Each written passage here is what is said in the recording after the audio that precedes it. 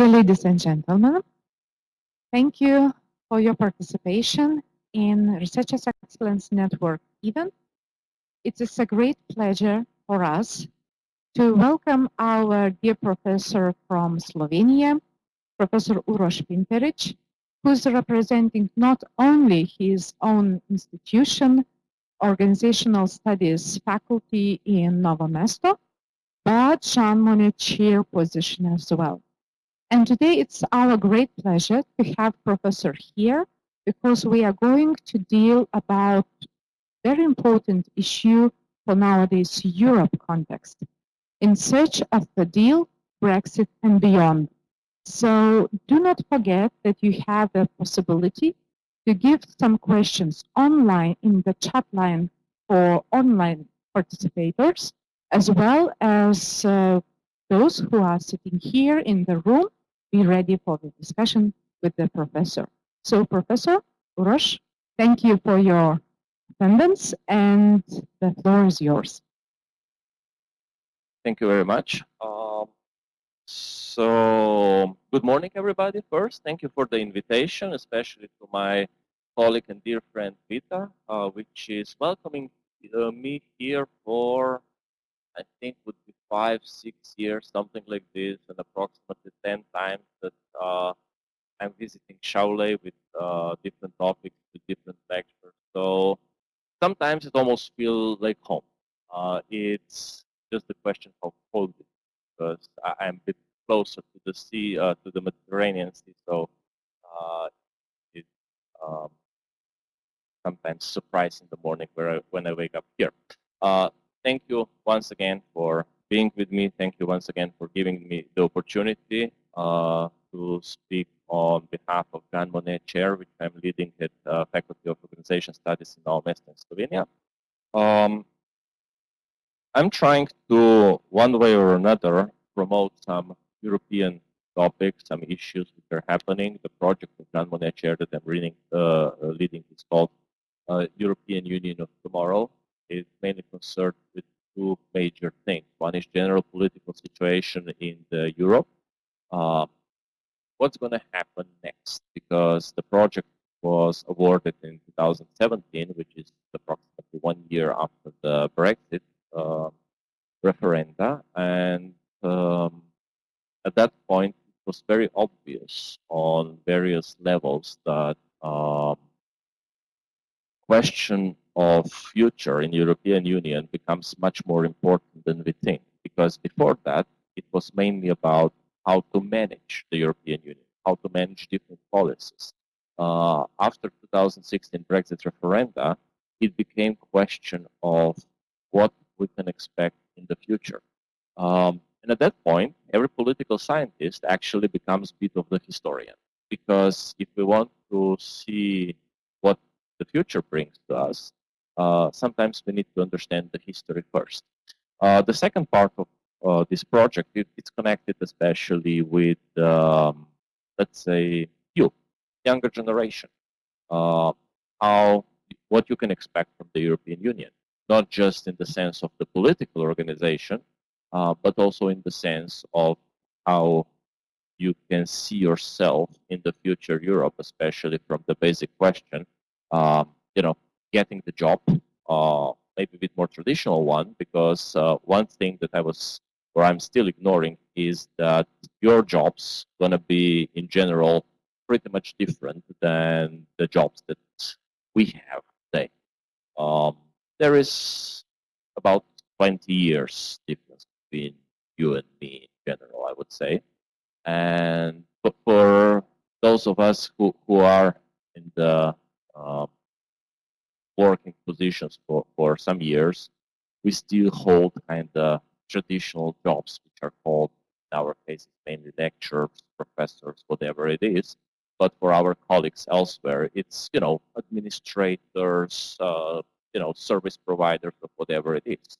You, on the other hand, you're mainly program developers, application developers, influencers, whatever it is. Yeah, but it's a completely different set of skills. It's completely different new reality. Anyway, we are still living in the same mess, for which you might be a bit more prepared from one perspective, understanding the new trends, and on the other hand, older that we get, more we held our heads and ask what we are getting. And in all these things, for all of us, European Union is one of the most important frames within which we are doing whatever we are doing. Searching for the job, educating ourselves, doing whatever it is. European Union sent me here. European Union provided the money that I can. So when I'm going to be returning back, European Union will be enabling just as much as I was coming here, that I don't have to wait at the borders, and so on and so on. Schengen, free movement of workforce, and so on. Support to the research, support to the, let's say, higher education mobility and similar things. So European Union is our reality in one sense. So we need to think about it. However we think about it doesn't matter, because it's part of our political mindset or views or whatever it is. So somebody might be that whatever happens is kind of bad. And we know that right now we have across the Europe lots of discussion how many bad happen because of the European Union. Maybe in this territory, I don't know, a bit better, but more south part of the Europe, and also north countries. They're saying, oh, this is bad. What? Migration, especially the one from 2015 and dealing with it. On the other hand, students are usually happy. It brings you what? It brings you much cheaper travel in many cases because of the European regulation. It gives you some money sometimes to go to study abroad, Erasmus exchanges, and so on. So it influences us in all the possible ways. How you feel about it, up to you. What is the reality? I should kind of talk a bit about this topic with you today. The lecture is addressed as it is, so in search of the deal, because we know that last 3 years, European Union and one of its member countries are searching for the deal. How to the Brexit, how to let United Kingdom out of the European Union, with most of benefits on both sides. On the other hand, it's not just about this. It's about how the countries see themselves, how they believe what is good for them, how they believe what are their opportunities. And this is one of the things which goes usually back in the history, which is not that much European Union-like on one hand. But yet again, European ideas exist for much longer time than most of you would dare to guess. So we approximately know what is the European Union, one way or another. Just quick question. When the idea of joint Europe, which wouldn't be really necessary to some kind of empire, exist or appear for the first time? Any guesses?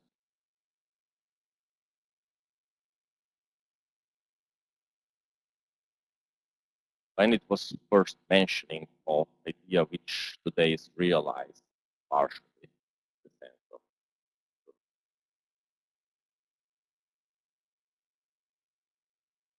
1831. By whom? By some guy in Poland who wrote the idea about United States of Europe. So what we believe is the product of Second World War. It has much deeper roots. And if you want to see what happens with the deal, what kind of deal is possible, it's important to know what is the back history of European Union. Yeah. Okay. So first two dates probably you know. This is when the European Union or its origins kind of formally started. 1951, you have the European Community for Coal and Steel, and you have the European Community for Atomic Energy, Euratom. This is the first two deals. Why? Very simple reason. These are two most important elements of post-Second World War reality. Main things, main industrial or economic elements of that time, it's heavy industry, which is based on metals and which is based on coal energy for predominantly at that time still steam machines. So for instance, in 1951, you can be pretty much sure that there was no electric trains, there was no diesel trains, it was coal-run trains. Those traditional ones which we see today in some Western movies or something like this, and we are, oh, that's so nice and so romantic. Yeah, that was the reality of the time. And the second part, which was introducing this idea, was connected with the fact that two major countries around which the Second World War started one way or another, Germany and France, share Pacific region, which is Ruhr River region, this border river between France and Germany at a certain point. And both countries wanted to have it. And just exiting from the Second World War, everybody around was well aware from that time point of view that whatever happens, coal and steel are important, and two countries have interest. So let's better have the agreement how we're going to deal with it instead of have the third war. Yeah? So that was part of the logic. The Euratom was established from simple fear that what happened in Hiroshima and Nagasaki will happen in certain future in Europe as well, because countries were already racing who else can create the atomic bomb. And they saw the effect. They believed what is necessary. I'm going to correct myself a bit later on from different perspectives, but for now, this is the logic. A couple of years later, they established the third community, and this was European Economic Community, which started the actual economic cooperation in a way. Then it takes a few decades till 1992 when you have the Maastricht Treaty and you actually get the European Union. So when we talk about the European Union today, we need to be careful because European Union existed from 92 formally. Yeah? Before it was European communities, those three which I mentioned. Everything was created in order to assure the peace and prosperity in the territory of Europe. Never repeat the same mistake. Obviously, we don't want to have the third war. And sometimes having the agreement between the nations, how they're going to cooperate, it's the way how to deal with this. Already in the past, already in 1980s, in 1990s, politicians were well aware that differences between the member states are enormous. Sure, initially 6 countries in 1951, which would be Benelux countries, it's 3 of them. Then you have France, Germany, and Italy. Let's set aside the idea that from every war that Italy lost, they managed to get something good in the first step afterwards. So even they were, kind of in strange position, they managed to get the initial country of this basic European agreements. Then over the next decades, Ireland, Spain, France, Great Britain, and so on, European Union gets bigger and bigger. And obviously, more countries you have, more population you have, more different cultures you have. How to manage this one? What kind of Europe you want? Because the deal, which was done in 51, doesn't serve anymore because of the changed economic reality, because of path of development of science, of knowledge, and so on. So whatever was valid in 1951, in 1957, is not valid in 1992.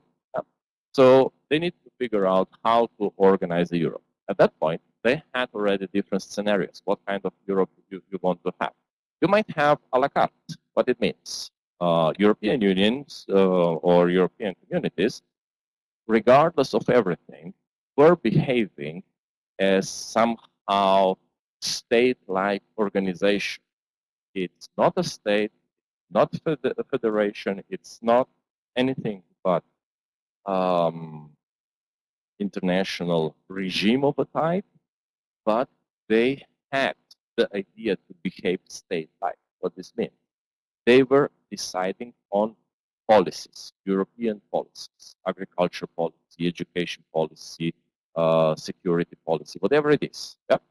And obviously, with me saying that there were different countries, differently developed countries entering the Europe, they understood that they cannot manage all the things equally for everybody. And here you have the first Brexit bomb. Whenever it comes to any kind of policy deal, the countries had different exceptions to the basic rule that European communities created. So whatever we agree upon, European Union, there will be a set of countries which would say, can we have a bit longer transition period before we implement something, for instance. Or there was, can we do this bit different because of our national interest that we are still protecting? Because European Union is not a federal state. It's international organization. Yeah?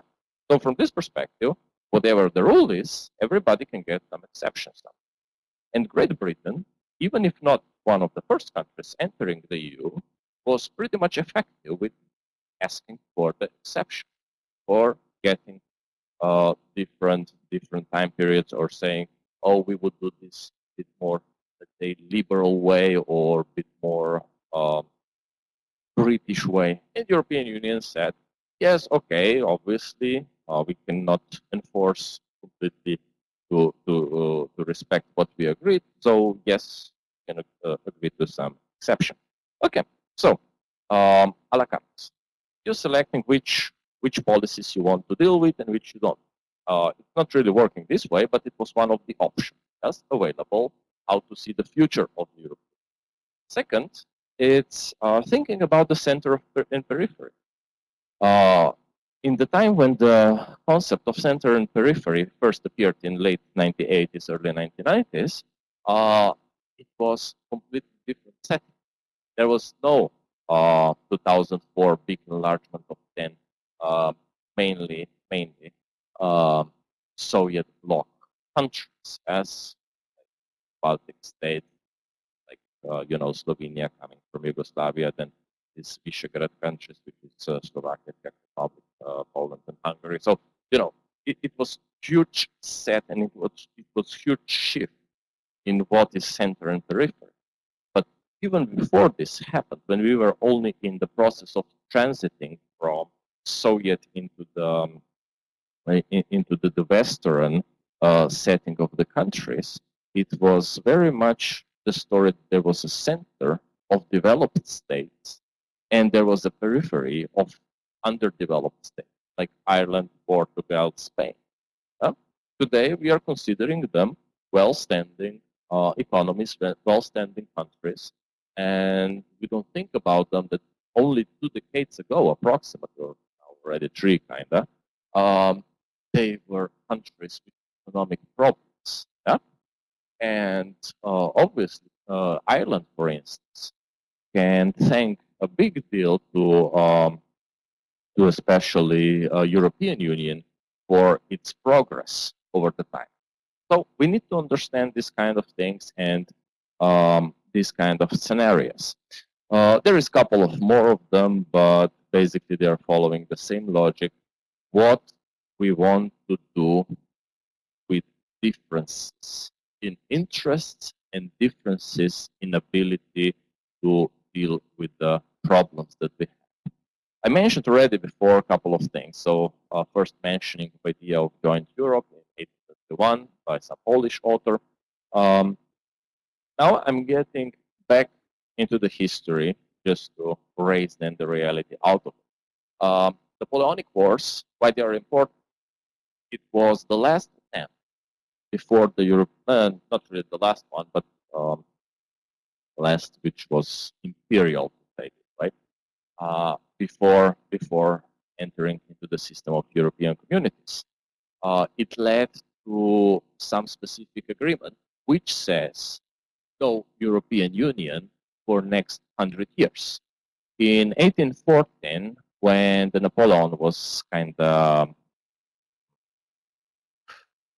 defeated, and when the other big monarchs of Europe, so Russia, Austro-Hungarian Empire, there was obviously Great Britain or United Kingdom, and there was France itself, Spain, and so on. They agreed on some. Whenever next ruler comes from whichever country, also including Russia at the time, I think, when next ruler comes with the idea that he wants to join the whole Europe under his rule, everybody else will beat him up. Very simple. And this stops major conflicts in the European continent for another 100 years. When the conflict was building up, it doesn't mean that between 1814 and 1914 there was no war in European continent, but it was small. There was small violent elements which were not solving the strategic problems of empires which were present in the territory. Until, as I said, 1914, when something happens, Austrian pretendant to the throne was killed in Balkan, Sarajevo. And what happens next? You have the Great War. It was not the First World War until only the Second War started. At that time, it was just Great War, because they didn't understand the concept that it might be something. The World War was just the biggest war ever, so it was Great War. Anyway, what happens is that the Great War was at the same time trying to resolve hundreds of frustrations of different leaders around the Europe. Yeah? So when it started for everybody. And when it comes to the question how to unify the Europe in next sense, you have a couple of obstacles. The first important obstacle is obviously the question of how to unify it. The same idea, not on the European level, but on the world level, comes a few decades later after the First World War, when under certain understanding of the human race and human reality, Hitler tried to conquer the world. Not just the Europe was not enough, because everybody before was concerned about the Europe. That's why I put some kind of line at the level of Napoleon, because he was the last ruler who was interested just in Europe in this sense. Hitler said, it's a whole world that's going to be mine. Didn't really work his way, probably thanks God, but this is another element which shows how Europe was trying to be unified through the history.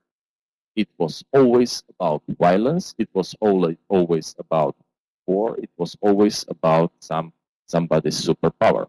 At this point, I can go back into the history and start with the idea, about Roman Empire as a first attempt to have the continent of Europe under the sole rule. It worked in a certain way for approximately 100 years in between, somewhere in the history, also rather peacefully, when the majority of European continent was merged together under the Roman rule without major conflicts. We need to understand always this issue, without major conflicts, because otherwise Europe is always about some kind of conflict. And this is part of the story which we will have problem with also in the future, because we will see that right now we have the rise of nationalism and similar topics which might be kind of questionable. Now we are slowly moving to the position of today. So this was short history story, which is, in my opinion, relevant not to forget. We will get to some of it also a bit later, but we are now talking about what happens today, what is happening in these days. First thing, there was a couple of years ago, white paper on the future of the Europe. What it is? It's short, about 30 pages long strategic document, trying to explain what we can expect from the European future. It was, if I'm not mistaken, adopted in March 2017, so it was done after the Brexit, which means that it understood the reality of different Europe. it understood that there will be something new already in it. However, the solutions or the scenarios which are hiding behind, they were nothing new. It was again 4 scenarios. There were. It was again mainly about center and periphery. It was mainly about which public policies somebody should accept and which public policies are, let's say, a bit more free to choose. And it is something which was new in the sense of that somebody dared to put it very openly for the first time in the strategic document. It was about European taxation, which is leading in 2 different directions. So obviously the white paper was rather realistic, saying that European Union might go one way, which will be a bit more, even more loose than it is today, or we might tighten up the reality towards the federation. Yeah? What's going to happen at the end? I believe that in the first phase, when we solve initial problems with Brexit right now, because this is the main topic, regardless of everything. Right now, everybody is about the Brexit. We forget to a certain degree that there is about 4 or 5 countries who are trying to enter the European Union, and the things are moving slowly forward. It's not important. Political topic, Brexit. Yeah? But on one hand, we have the country which is exiting, and on the other hand, few new are coming in. Does it matter? Maybe from daily politics, from news, not really, but from the shaping the future of the Europe, it matters big time. So scenarios, it's center and periphery. Countries which are considered to be center today are happy with this idea because it goes, we will have a strong European core, and then we will have some kind of satellite countries, which will be considered to be bad, poor, and not really able to participate in many things, but we can use them. Romania, for instance, Bulgaria, most of the Balkan, because we were not part of the mindset which created the Western Europe after the Second World War. I would say that also Lithuania, Latvia, and Estonia are not part of the core. Yeah? On the other hand, Sweden might as well be core, even if it's geographically on the site. It's not about geographical position. The center and periphery will be decided on the development level. The thing which might happen out of this, we might be considered poor and we might get better financial benefits. But what we know from the local government development in individual countries, the center and the periphery usually means that center of the municipalities or of the regions are the rich part who is controlling the finances. They are centers, yes? They are controlling everything. And the periphery is the part which is forgotten. And is just used for, I don't know, waste management and similar things. So we need to be a bit careful how many times we agreed with certain countries.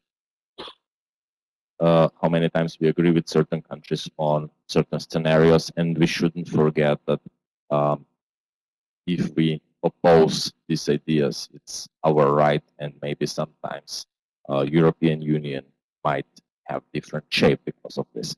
The other option is obviously the question, how much more sovereignty you want to strip from the national countries, from the member states. Because right now, one of the only sovereign fields is the taxation. European Union just requires the money from the member states. Yes, it's not questioning how this money is collected, how this money is how much money the state gets out of it.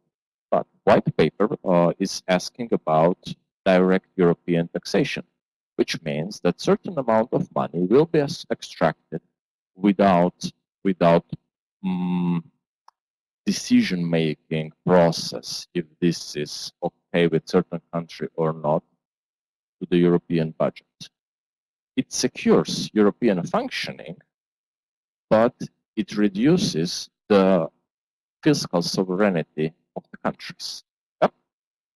Maybe not directly, maybe not in the way that I am dramatizing right now, but it is the element that we should kind of think about. And at which point we get the United States of Europe out of this? We don't get it. In 1831, it was wrong. It's wrong today, because there is one big difference. Whenever we are talking about United States, we usually think about the United States on the other side of Atlantic, and it's called United States of America. Yeah? United States of Europe cannot happen, not in the way that it would be comparable, for one very simple reason. And it's not connected with the political system, it's connected with the culture.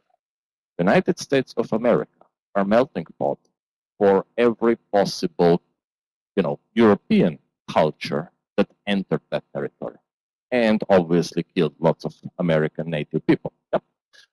On the other hand, in Europe, we have nations for now almost 200 years, very simply, if we don't think in the bigger perspective, but very simply with the political history, we can say that rise of nations is around 1840 or 1850, and since that time, if not earlier, and obviously culturally many times much earlier than this, we know who we are.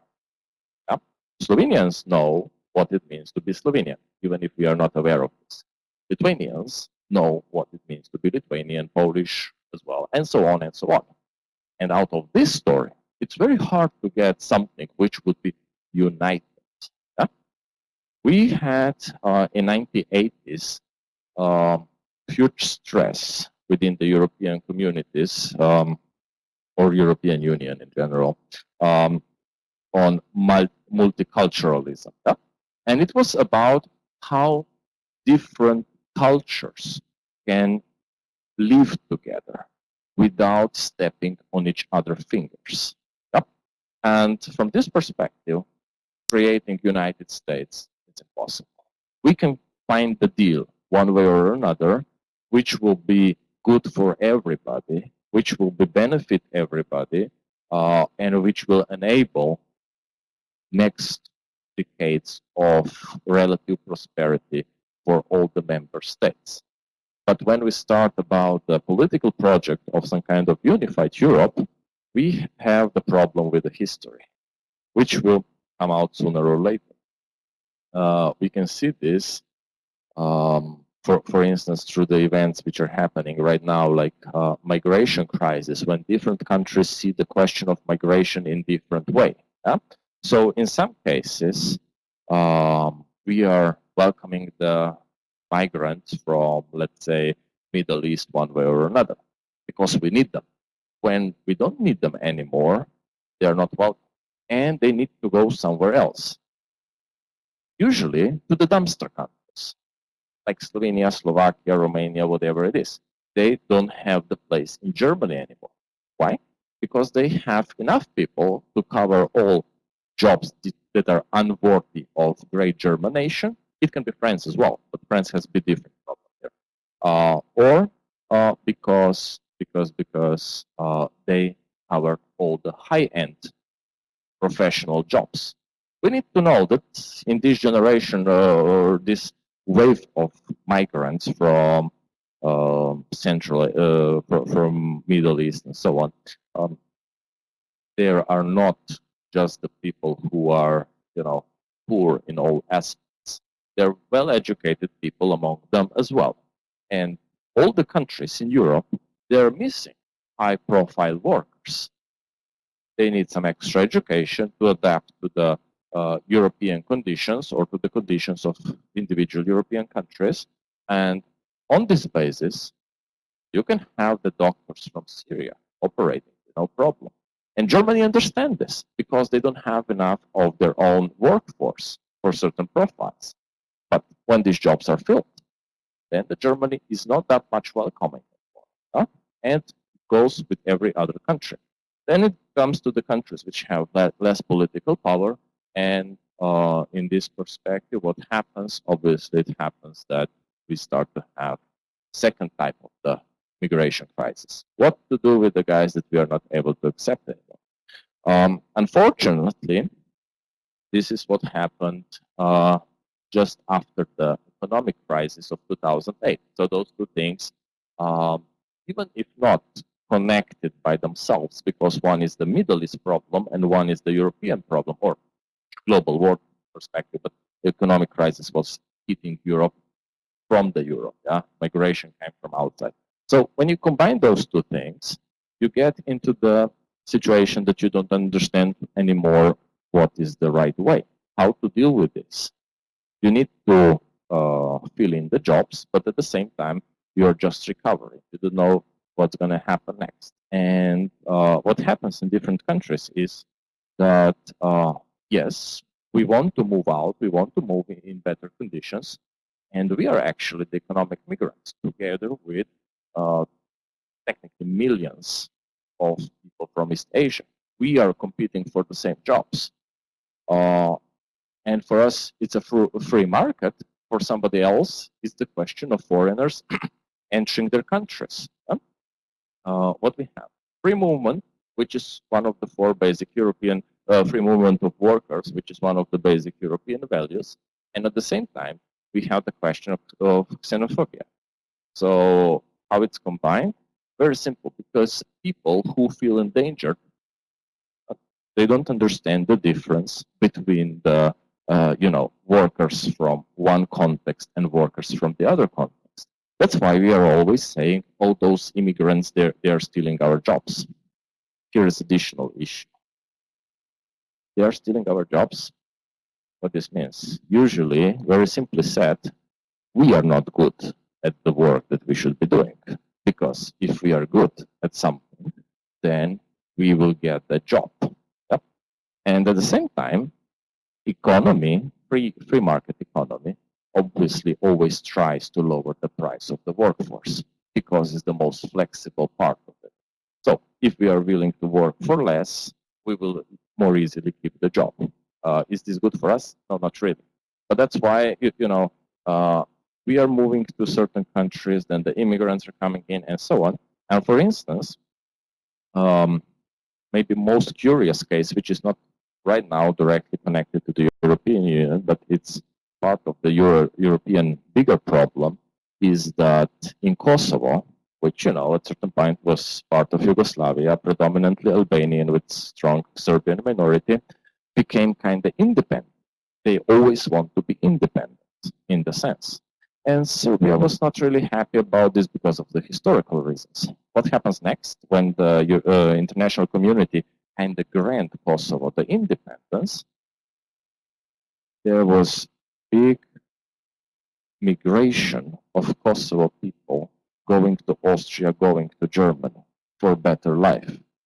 So instead of sticking to their country, in rather bad situation, I completely agree, they were, going in thousands out of the country searching for better life.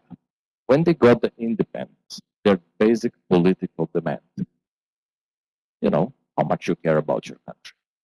That's part of the story that we will be facing around the Europe all the time. So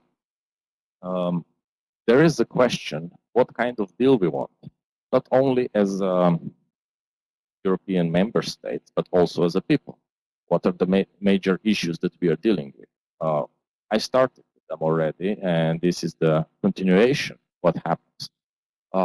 First thing, we are all concerned about the security today. What kind of security? We are talking about the terrorism. Really? What is the chance that any one of us will be tomorrow without a job or victim of the terrorist attack anywhere in Europe? Yeah? So, in this perspective, we should be starting to think about different type of security.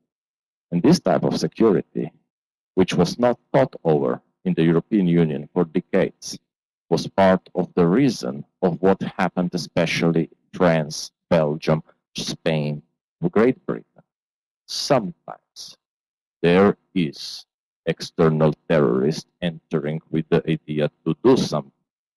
But those countries which were colonial in, let's say, 17th, 18th, 19th century, they were having free movement of workforce in a way. Yeah? So they were importing partially on their own, partially these people were seeking for the better future, the people from their colonial countries. That's why you have certain population of known countries in United Kingdom. That's why you have so many African people in France or maybe in Belgium. Sure, it was their colonies. They came to France for better life, or they came to France as a workforce. First generation happened, second generation happened, and so on. And yes, because of xenophobia, because somebody who is different, it's not always as good as those who are of, let's say, technically proper face color, to say so. They don't get a job, they don't get services, they don't get opportunities, or it's much harder for them. They get frustrated, they're already poor. Well, they get radicalized, and then they do strange things or act of violence and terrorism. So most of this fear from terrorism shouldn't be addressed just as an external threat, but should be understood as something that we wrongly addressed in our countries. There will be always question of migration, not only around Europe, about the world. We are talking about the global society for decades now. We need to understand the global society. It means that sometimes easier, sometimes a bit more difficult, but people are more and more likely to move in their life further than 20 kilometers from where they were born. And in this perspective, it will be always somebody messing up with our national work market, entering it and doing better job or cheaper. So from this perspective, security, it's about providing the social security or social network security in the position when certain person is in a bad economic situation. Terrorism, yes, it needs to be addressed. Criminal, it needs to be addressed. There is no question. But everything will be much more calm, most likely, in the situation when we will have some kind of a social safety network, which will prevent us from being poor. As long as, for instance, in Slovenia, I know the numbers, there is 250,000 of people who are in poverty out of 2 million people. You can do the percentage out of it. So most of the crimes which happen are kind of connected with this story, one way or another. Killing somebody over the money doesn't happen very often, but it happens. Attack to the police officers, yeah, because of the frustration. It happens more and more often. I can see this. Different illegal ways to get the money. Job market is full, predominantly by Slovenian workforce. Slovenia is probably one of those countries in Europe which have one of most clean workforce market in the sense of different nationalities. And what happens? Well, not everybody is qualified, but they need to survive somehow. And they find the wrong way. It's a social security. It's not about the crime. Crime is just the consequence. So when you're fighting the crime, you're trying to fight the consequences. You need to address the issues. Human rights, next topic. What happens here, it's obviously connected to the question between freedom, personal space or privacy, and control on the other side. Right now, it's not part of the EU issue yet, but it is also in Great Britain. They have similar project. Last week, it was big scandal in Serbia.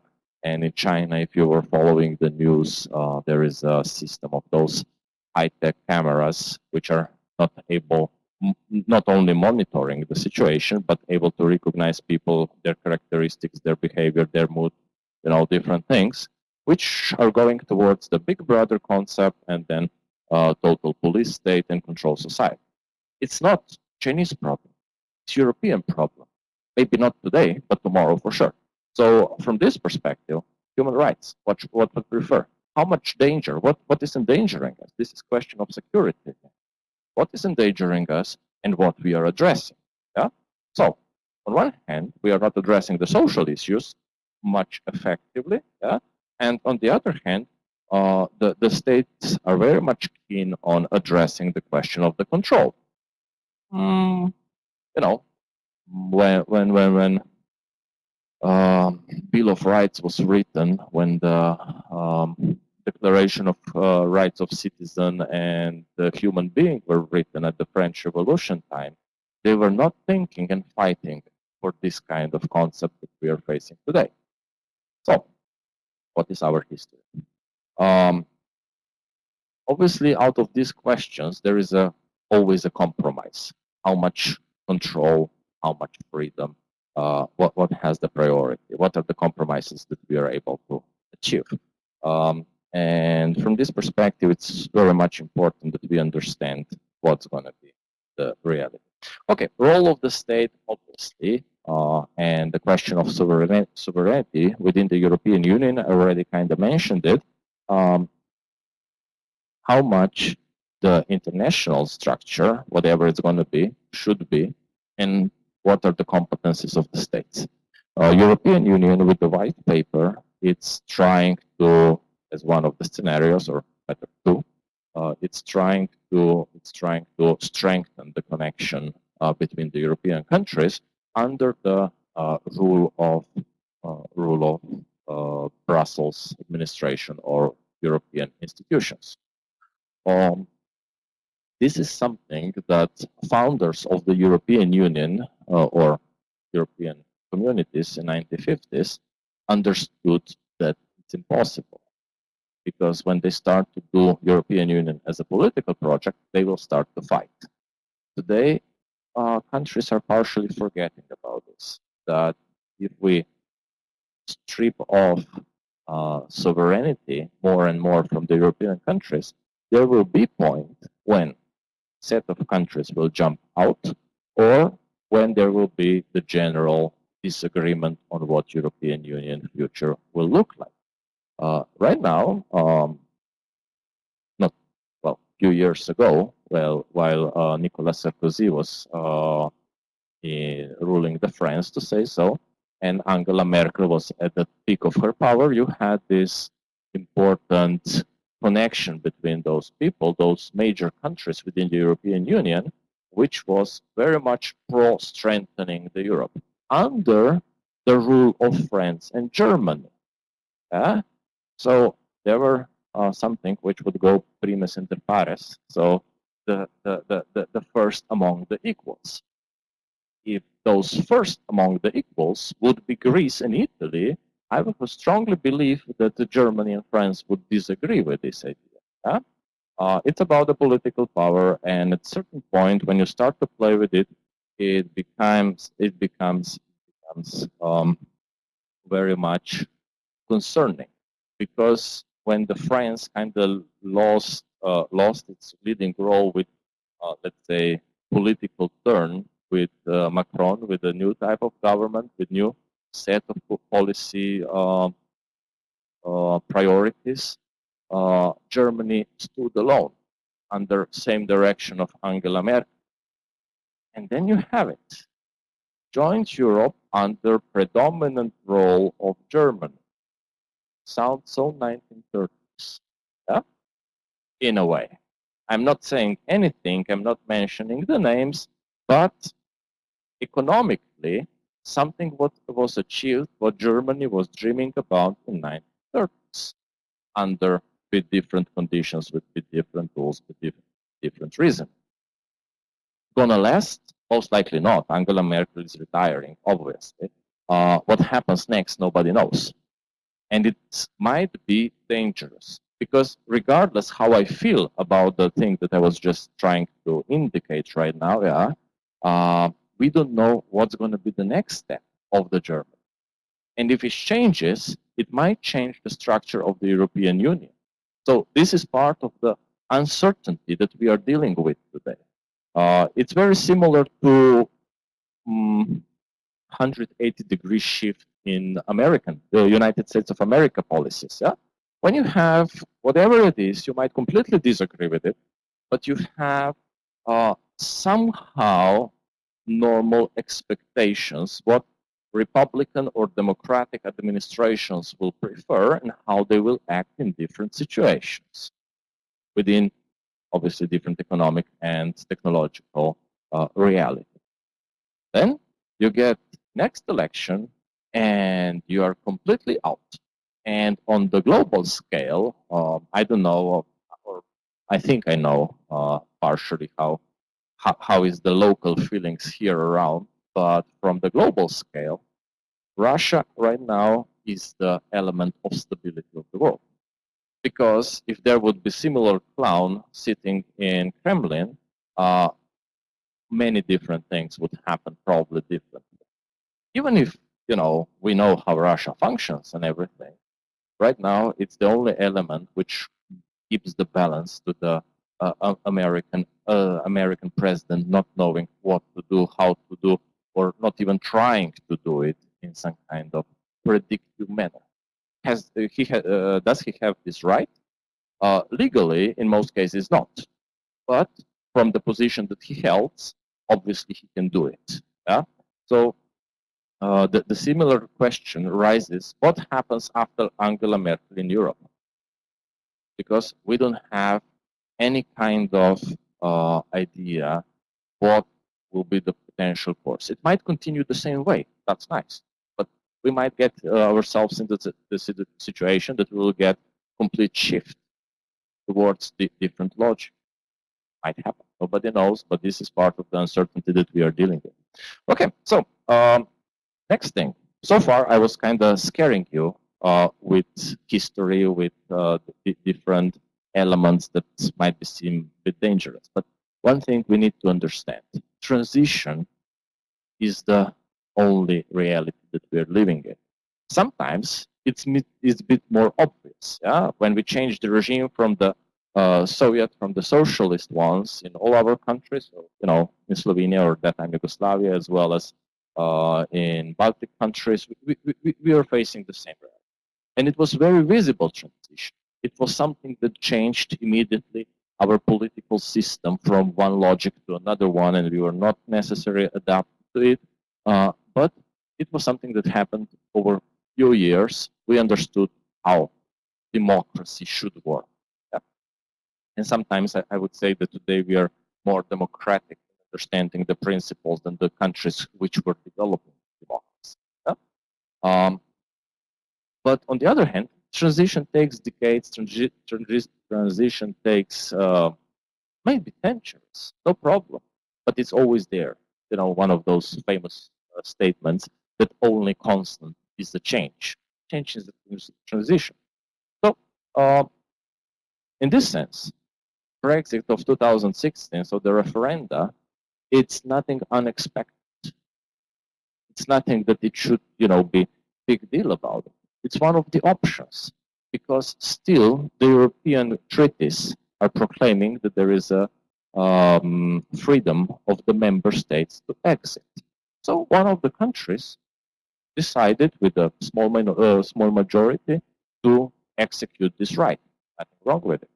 The only problem which is connected to this is that there is no definition how to do it.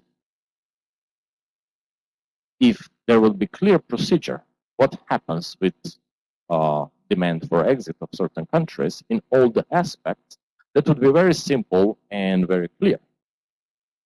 There is a purpose, because as I wrote there, Brexit is a statement. Is the statement of dysfunctionality of the Europe in a way, from both sides. Great Britain was never actually in that much. I mentioned at the beginning all the exceptions that they demanded, even if they were not the first country entering. So, I would imagine that founding countries might have some special rule. No, but country which entered later in the process figured out that because their political culture, they want to have exceptions. And in this sense, it's, we are independent. We want to go out. Okay. What happens next? Brexit have a couple of possible scenarios. One is, Brexit with the deal, Brexit without the deal, and the third one, it's the current state. Brexit might be modus vivendi, which might be going on for years. Why not? What happens? British Parliament blocks at certain point certain decision which British government took. Yeah? And British government agreed on the deal with the European Union. Sometimes better, sometimes worse, whatever it is. British Parliament says no, they're not accepting it. British government then threatens, especially for instance now under Johnson, we will go out without the deal, and it's going to be bad for everybody. But we don't want to do this. And then in the diplomacy, the recent attempt, I think it was last week or maybe it's around 10 days ago, when Johnson wrote 2 letters to European institutions. One asking for exiting the prolongation of the exit period, and the second one stating, sorry guys, I don't want to do this, but the British legislation requires that I ask you for this. So, and this can go on and on. Based on this, yesterday there was the decision that we have this open-end Brexit negotiations, which might be closed on 1st of December this year, 1st of January next year, or 1st of February next year. So they prolong for technically what 3 months the possibilities of Great Britain to accept the legislation. If in this time the British Parliament doesn't accept the necessary legislation, whatever it is, what will happen? The same story all over again, and all over again, and all over again, and so on. And the Brexit will be the permanent state for next couple of years. I'm not saying that is something which will certainly happen, but it's one of the options. Yeah. So Brexit can become modus vivendi for, let's say, maybe 10 years. Well, possibly not more, because somebody will forget about it, or they will actually get to the point that Great Britain will enter another referenda and said we are canceling this demand, and it's also the possibility. So having this Brexit, it's not necessary the fact that Great Britain will actually step out of the European Union. It's more likely that it will. It's quite likely that it's going to happen, let's say, within next year. That would be realistic. But I'm saying that one of the options is that it's not necessary. So it's no, it's open-end discussion. So this is the question of searching for the deal. And based on this, nobody knows how would the next European financial perspective would look like. Britain will pay, Britain will not pay. Britain will be entitled to some grants, or it won't be. And based on this, if you work with, for instance, for sure, everybody who works at the universities, and if everybody else has some different working obligations dealing with the European issues, every few weeks we get the emails based on the progress of the Brexit negotiations. The financing or the project involving Great Britain will behave from now on this way. Yeah? And it's always kind of a mess. You never know what happens next in this sense. So from this perspective, what can happen? As I said, Brexit might mean that Britain will exit the European Union sooner or later. It might stay in. It's also the chance, or we might get in some kind of a, let's say, Swiss or Norwegian model, when at the end of the day they will figure out that they will be out. They will create some new logic, which will include them in the policies which are beneficial for both. And that's one of the reasons why the European exit procedures are not defined. Because if those procedures would be strictly defined, you don't have the option for negotiations, which means that you, on one hand, are very quickly through, you know what are the obligations, you know what is the rights in the procedure, but you cannot reshape the new Europe after certain country leaving into the form that serves everybody. Because Britain was never prepared for exiting the European Union, and European Union was never prepared for Britain exiting it. Even if they understood that Britain has always the exceptions, that they have very specific positions towards how they feel about European Union and so on. But it was like, this cannot happen to us. Yeah? And in this perspective, we need to understand that there is lots of other European countries which threatened at a certain point of time, especially because of the economic crisis, we will do the same like Britain, or because they were unhappy about something, or because of their political perspective. So, in this sense, we are searching for the deal, not what would be the proper solution, but how to normalize every European change that will affect not only one country, but it affects the whole European continent. Because there is a Poland which is dreaming about exiting, there is a Czech Republic dreaming about exiting, there is Italy dreaming about the exiting for very different reasons. There is the same idea sometimes in France or Portugal. In Poland and in Czech Republic, it's more about the political perspective. Italy, it's more concerned about their financial situation. What's going on? Well, they have issues with the European Monetary Union because of their public debt. And when European Union was trying to solve this one, why Italy was not agreeing, and there was, we might go out. Yeah. And if the rules would be simple, should be. In fact, European Union should throw from certain policies, especially the monetary one, certain countries. Greece, European Union shouldn't let Greece exist in the Eurozone, but that would be very dangerous precedent, which would destabilize the economic European monetary union on one hand, and obviously European markets, yeah? Because it would show that institutions are following certain rules, those Maastricht criteria, which are defining how much you can have the public debt and so on. But at a certain point, this would mean that also the countries like Germany are not safe from losing Europe. And then the whole situation starts to fall apart again to the level of nation states. And the European Union becomes more, less and less the whole federal attempt and becomes more and more international organization till it gets back to the position of what it was in 1991.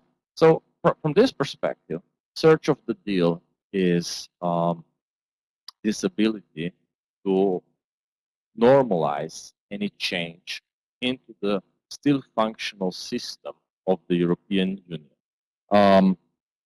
What happens in this perspective is that one way or another, we need to try to understand the repetition of the history. So first thing, we shouldn't be too much, how to say, certain of European Union, because European Union within the continent of nations is just some kind of a superstructure over nations.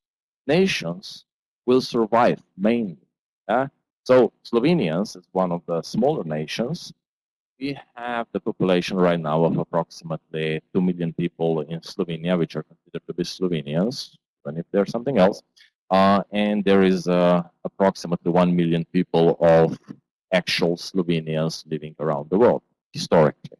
So they might consider themselves already Americans, Canadians, and so on, but still, we know that they are belonging to our roots.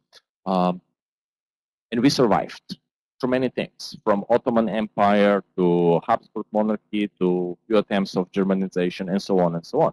So nations survive. Structures, political structure changes. I'm not really old, but I live in 2 different countries. Somebody who has lucky to be 100 and few years old in the territory in Slovenia, that person survived Austro-Hungarian monarchy, survived the state of Slovenes, Croats, and Serbs, survived the kingdom of Serbs, Croats, and Slovenians, kingdom of Yugoslavia, two different forms of Yugoslavia because it was politically changing, even the same institution, and now it's living in independent Slovenia for 10 years without anything, and then within the European Union. So, how many different changes of a political system still is or she is Slovenian living as a member of Slovenian nation? So, all these structural changes need to be kind of flexible in order to survive without too much problem. Because obviously, when they become rigid one way or another, the history will repeat itself. And European history was always the history of a conflict, unfortunately. And if we don't learn anything from the historical lessons, we won't be able to make next deal, which will be, deal for peace. Every deal that we take is a deal for peace, and it will become something very similar what is written here. Yeah, 1814. So big European forces after the Napoleonic Wars. Till to First World War, and then you have the economic crisis, obviously, and then you have the Second World War, and we are approaching one way or another slowly 100 years from that period. What this means? Our generations still remember, directly or indirectly, why European Union was created as those communities at the beginning. But when the generation will come, let's say somewhere around 2040, 2050, which won't have the touch anymore but with the reality that happened, then it might be dangerous if we don't understand historically why things happen. And me coming from the country which quite violently fall apart, yeah, I'm maybe a bit more concerned about this topic. So, in this perspective, the only possible deal politically is leaving the borders open to change, like a water. Whatever the shape of the pot is, the water will take that shape, and it will be the compromise. It's going to be the deal which is acceptable for a bottle and for the water. It works for both. It's not always the best solution. It's not always the natural solution, but it's the solution which functions. Yeah? And at the same time, based on understanding of history, maybe we should step away from these federal ideas and leave, let the ideas of multicultural Europe bit forward, because they not necessarily that they help us understand each other, but at least they let us tolerate each other with different culture perspectives. Yeah, because there is Germanic nations, there is Romanic nations, Slavic nations, something completely unique, because I believe that Lithuanians are not in any of these groups. Yeah, so you have specific, then there is Ukrainian group, and so on. So tolerating, it's sometimes better than trying to find, political form which is too strict and letting everything out. So whatever happens with Brexit, the main thing is that we keep enough flexibility of institutions that all the countries can find again their own places within the new economic, political, social reality, whatever will happen. There might be some shock, there might be some things, but adaptation to the economic situation, it's much easier than adaptation to the, let's say, cultural strains. That's why also this Brexit is, on one hand, not that much concerning anyone, at the same time, is just another life experiment, which most likely at the end of the day, I believe it's going to end well. Because both sides are entering this still with the understanding why why European Union happened and why British has specific position in this sense. this point, I think that somehow it would be decent that I slowly finish and that I give floor to you for the question. Thank you.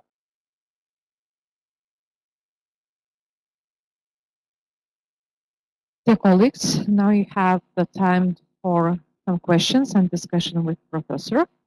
Is there anybody already prepared some issues to deal about? We have one question online, and Eva is asking, what's your opinion that EU27 agreed to accept the UK's request for Brexit extension till till the beginning of next year? Once again. Okay, thank you. I was not completely sure if I got the question completely right. So, how I see the European agreement to prolongation of the period. This goes with the with the part that I was talking before about. It's about the Brexit as modus vivendi. It's something that it serves both sides. European Union would lose equally as much as United Kingdom if they would say no, you are exiting now without the deal or whatever it is. Because without the deal, the main question in this sense is connected with the border between United Kingdom and Ireland. And obviously, Ireland is isolated from the European Union in the moment when Great Britain exited this. So if the Great Britain does it without the deal, they might find a way to play with this part. And we know historically that Ireland was under the huge pressure from the violence. Yeah, so question of Northern Ireland and the violence in, I think, 98 is connected with positions of two actually religious groups in this territory, which caused, you know, actually terrorism in a way, yeah, because they were not able to find the deal. And European Union would be always able to say, no, we want to have the straight procedure. You had enough time. You had 3 years or whatever it is. You should go out, or you should stay in, and that's it. So in this perspective, what I see is the European Union will always agree to prolonging this period of exiting, just to keep the possibility that there will be less harm for Ireland as part of, or yeah, still part of the European Union. So I don't see the option that European Union won't agree to this. They were very clear on not opening negotiations again. So this prolongation, it's already a bit different than all the previous ones, because the previous prolongations of the exit period were connected predominantly with searching for the deal. And now there is a quite clear statement that deal is reached. So we know how we're gonna deal with this stuff. We know how you're gonna exit. You know what is your obligations, what is your rights, and we know as well as European Union.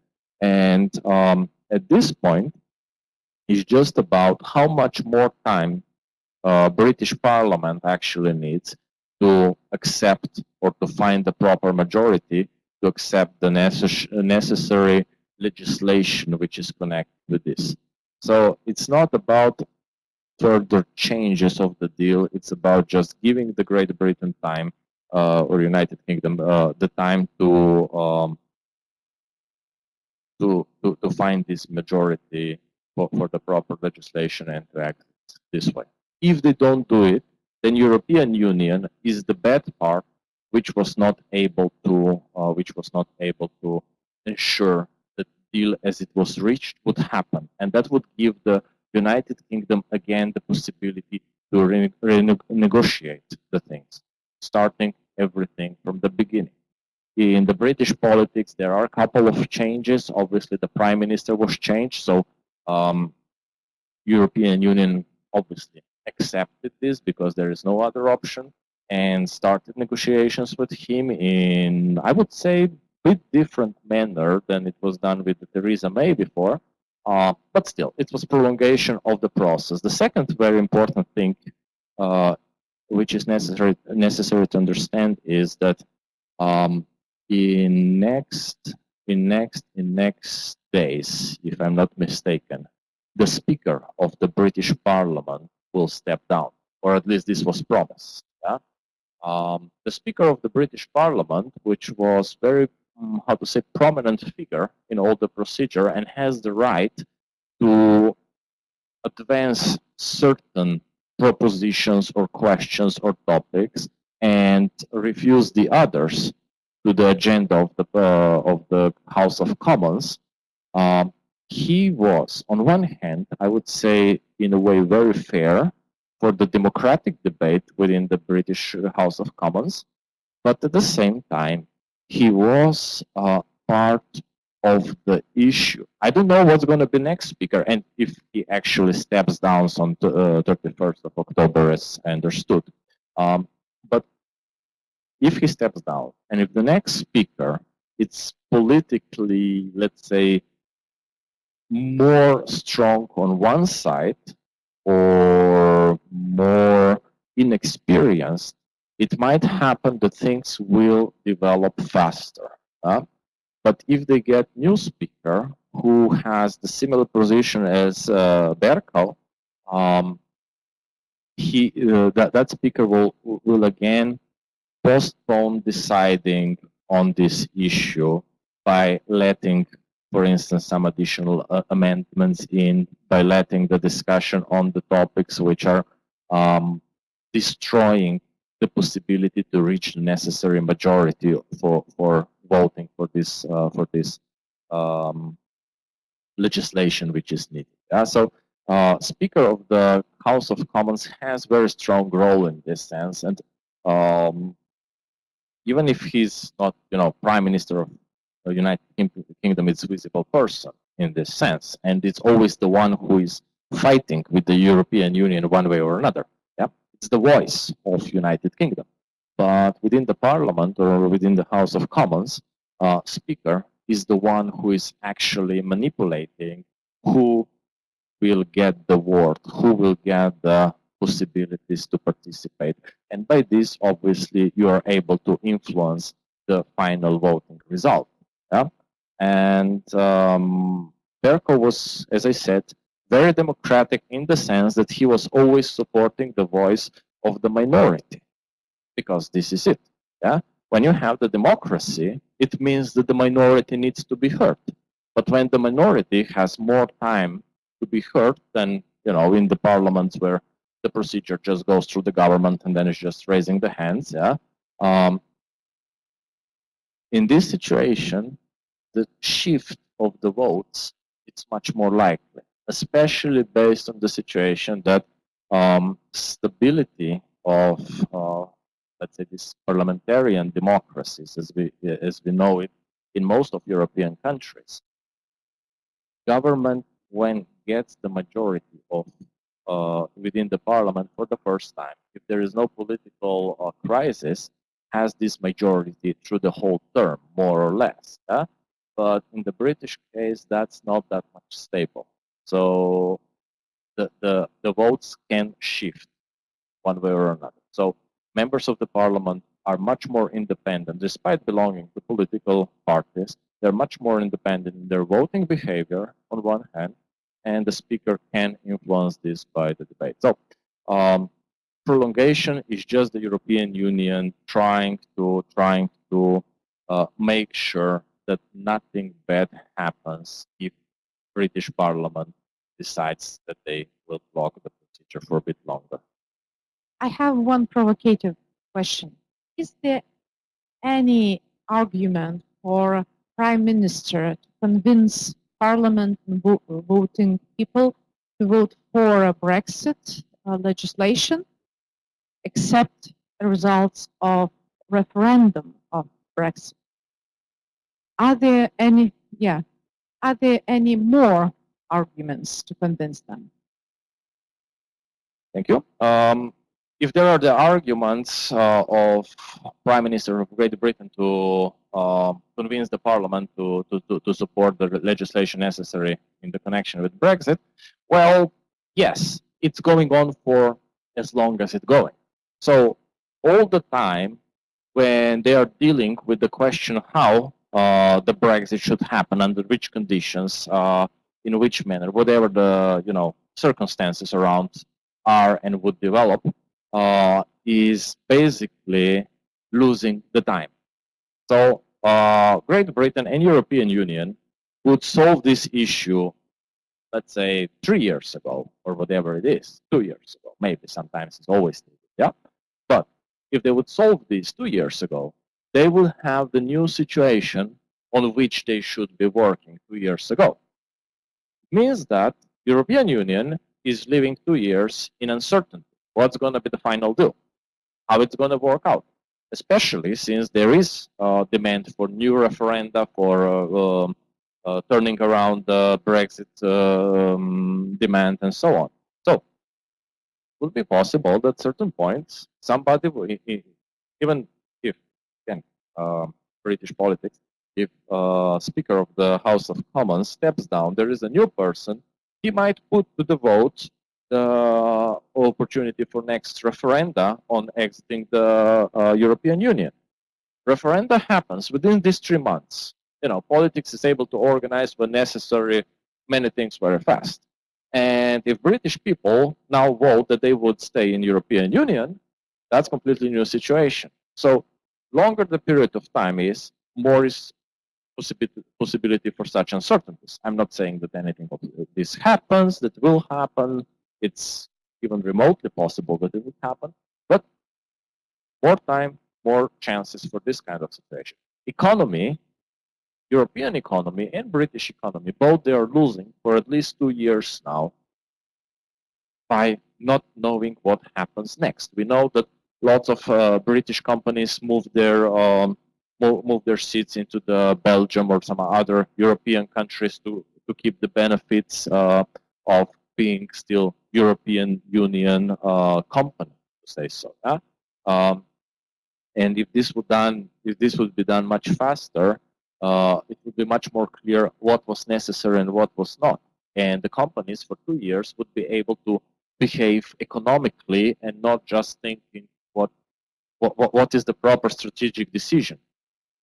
Sure, companies need to take the strategic decisions, but this is something that happens and then we work on from that point. Maybe bad, maybe good, but this is one of the elements. And obviously for people, there is a lot of uncertainties because it's still not clear, completely clear, how it is with the workers from the other countries. Great Britain already said something. Yes, don't worry, guys, everything will be kind of normal afterwards. This says, I understand, it's already the deal. But still, as long as decisions are not taken, everything can still change. So it's uncertainty for the people. It's uncertainty for the economy. It's uncertainty for the politics in this sense, because whatever happens is that also politicians don't know which arguments to use in their electoral debates. So this would be maybe the most direct way what Johnson can say, and actually he's starting to pushing this button much more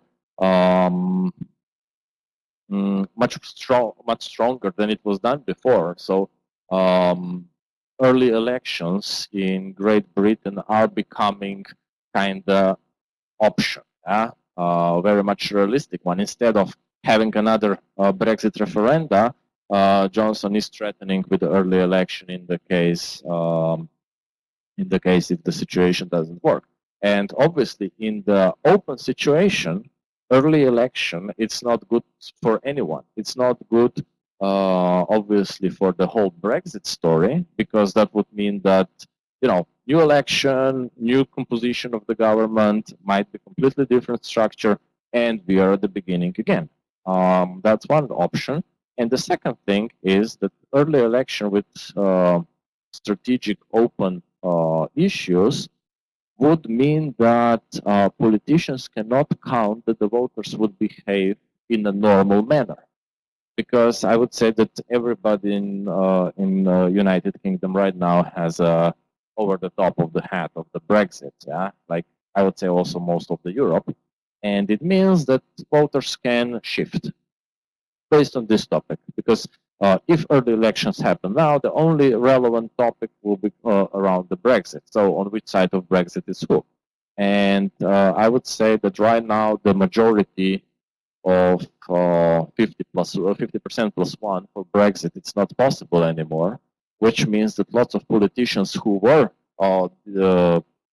campaigning for Brexit in the 2016 referenda, they would be endangered in this sense. So from this perspective, I would say that this is the most direct pressure on the British Parliament or House of Commons in this sense.